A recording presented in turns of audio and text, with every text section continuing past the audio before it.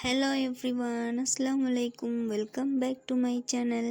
இன்னும் ஒரு சூப்பரான ரெசிபி ஒன்றில் உங்கள் எல்லாரையும் சந்திக்கிறதுல ரொம்பவே சந்தோஷம்.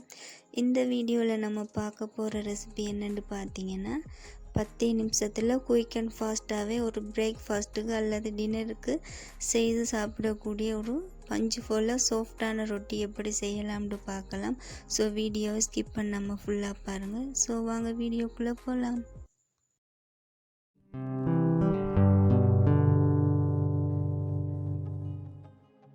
ஒரு மிக்சிங் பவுலில் 3 கப் அளவு கோதுமை மாவு சேர்த்துக்கொள்ளுங்க.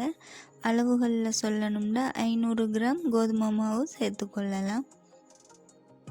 கூடவே ஒரு டீஸ்பூன் ஈஸ்ட் சேர்த்துக்கொள்ளலாம். சேர்த்துட்டு ஒரு டீஸ்பூன் சுகர் சேர்த்துக்கொள்ளுங்க.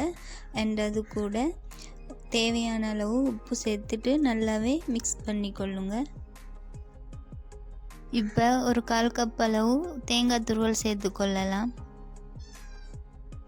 இதுக்கு நான் வெஜிடபிள்ஸ் ஒன்றுமே சேர்க்கலை, வெறும் வெங்காயம், பச்சை மிளகாய், கருவேப்பிலை தான் சேர்த்துக்கொள்கிறேன். ஒரு மீடியம் சைஸ் வெங்காயம், 2 பச்சை மிளகாய், 2 கொத்து கருவேப்பிலையை குட்டி குட்டியாக கட் பண்ணிவிட்டு அதையும் உள்ளே சேர்த்துக்கொள்ளலாம்.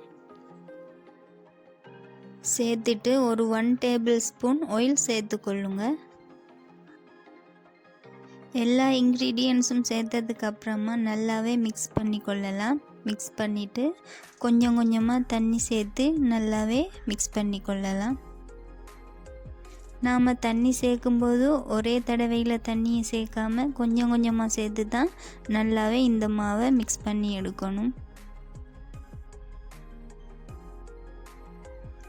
இந்த மாதிரி நல்லாவே மிக்ஸ் பண்ணதுக்கு அப்புறமா நாம் இந்த மாவை ஒரு டோவாக ரெடி பண்ணி எடுக்கணும். அதை கைகளால் நல்லாவே பிசைஞ்சு எடுத்துக்கொள்ளலாம்.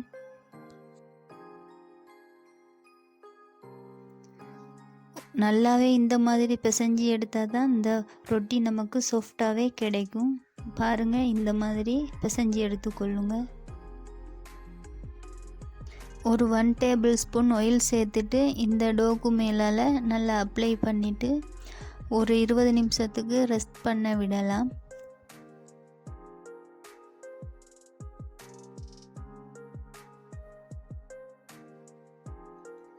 ஒரு 20 நிமிஷத்துக்கு அப்புறமா ஓப்பன் பண்ணி பார்க்கலாம். பாருங்கள், இந்த டோ எப்படி நல்லா சாஃப்டாக இருக்குன்னு. நாம் ரெடி பண்ணி வச்சுருந்த டோவை கட் பண்ணி எடுத்துக்கொள்ளலாம். நமக்கு எத்தனை ரொட்டி தேவையோ அதுக்கு ஏற்ற மாதிரி கட் பண்ணி எடுத்துக்கொள்ளலாம்.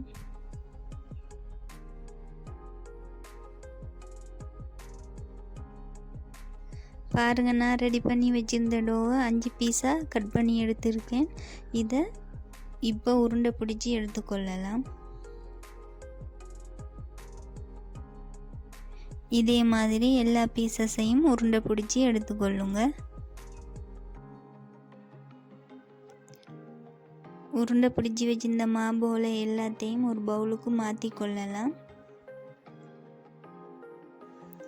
மாற்றிட்டு ஒரு ரொட்டி மேக்கரில் கொஞ்சமாக கோதுமை மாவு தூவிட்டு நாம் ரெடி பண்ணி வச்சுருந்த போலையே மெல்லிசாக திரட்டி எடுத்துக்கொள்ளணும். ஆகும் மெல்லிசாவும் இல்லாமல் தடிப்பமாகவும் இல்லாமல் ஓரளவுக்கு திரட்டி எடுத்துக்கொள்ளுங்க.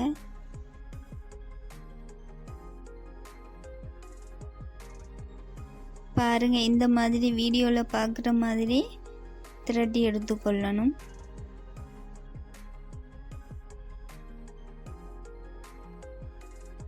பாருங்கள், இந்த மாதிரி தட்டி எடுத்துக்கொள்ளுங்க.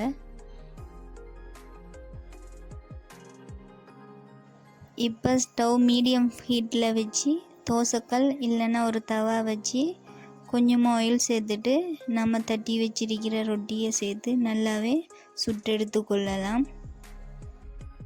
2 பக்கமும் திருப்பி போட்டு வேக வச்சு எடுத்துக்கொள்ளுங்க. பாருங்கள், இந்த மாதிரி வேக வச்சு எடுத்துக்கொள்ளணும். பிகினர்ஸுக்காக இன்னொரு வாட்டி செஞ்சு காட்டுறேன் பாருங்கள். ஒரு ரொட்டி மேக்கரில் கொஞ்சமாக கோதுமை மாவு தூவிட்டு நாம் உருண்டை பிடிச்சி வச்சுருந்த போலையே எடுத்து இந்த மாதிரி தட்டிட்டு மெல்லிசாவும் இல்லாமல் தடிப்பமாகவும் இல்லாமல் இந்த மாதிரி திரட்டி எடுத்துக்கொள்ளணும்.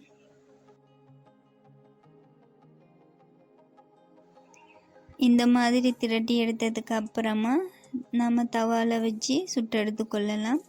அதிக டைம் எடுக்காது. 4லேருந்து 5 நிமிஷமே அதிகம்னு தான் சொல்லலும். இந்த மாதிரி திருப்பி போட்டு வேக வச்சு எடுத்துக்கொள்ளுங்க. முக்கியமாக ஸ்டவ் மீடியம் ஹீட்டில் வச்சு சுட்டு எடுத்துக்கொள்ளுங்க. பாருங்கள், சூப்பரான சாஃப்ட் ரொட்டி ரெடி ஆகிட்டு. வெறும் 10 நிமிஷத்தில் ஒரு குடும்பத்துக்கே சூப்பரான ரொட்டி செஞ்சு கொள்ளலும். ரொம்ப ஈஸியாக செஞ்சிடலாம்.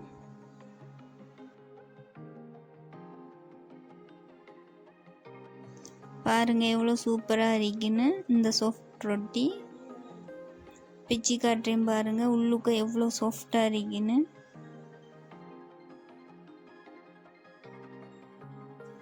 இந்த ரொட்டியை சைட் டிஷ் இல்லாமையும் சாப்பிடலாம். இதுக்கு பார்த்தீங்கன்னா சிக்கன் கிரேவி, மட்டன் கிரேவி பக்கா காம்பினேஷனாக இருக்கும். ஒரு வாட்டி நீங்களும் ட்ரை பண்ணி பார்த்துட்டு உங்கள் ஃபீட்பேக்கை கமெண்டில் சொல்லுங்கள். ஸோ அவ்வளவுதான். இன்னும் ஒரு சூப்பரான ரெசிபி ஒன்றில் உங்கள் எல்லாரையும் சந்திக்கிறேன். இந்த வீடியோ பிடிச்சிருந்தால் லைக் பண்ணுங்கள், ஷேர் பண்ணுங்கள், மறக்காமல் சப்ஸ்கிரைப் பண்ணுங்கள். தேங்க்ஸ் ஃபார் வாட்சிங்.